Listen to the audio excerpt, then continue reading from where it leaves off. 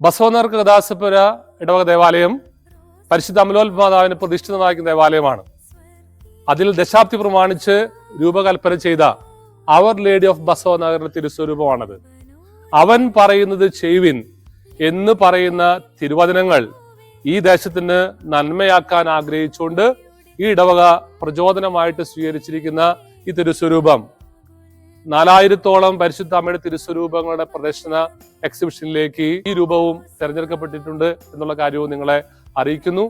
അത്ഭുതകരമായ സാന്നിധ്യമുള്ള ഒരു തിരുസ്വരൂപത്തിന്റെ മുൻപിലാണ് ഞാൻ നിൽക്കുന്നത്.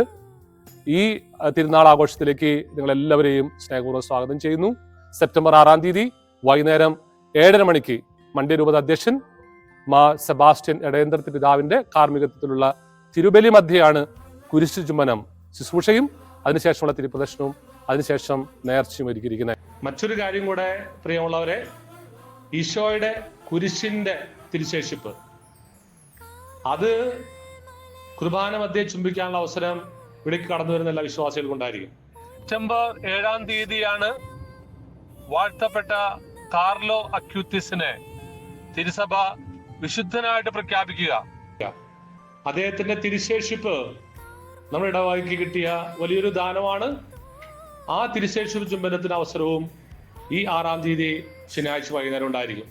അതുകൊണ്ട് ഇത് വലിയ അനുഗ്രഹത്തിന്റെ വിശുദ്ധിയുടെ നിമിഷങ്ങളായി മാറ്റാൻ നിങ്ങൾ എല്ലാവരെയും സ്നേഹപൂർവ്വം സ്വാഗതം ചെയ്യുന്നു.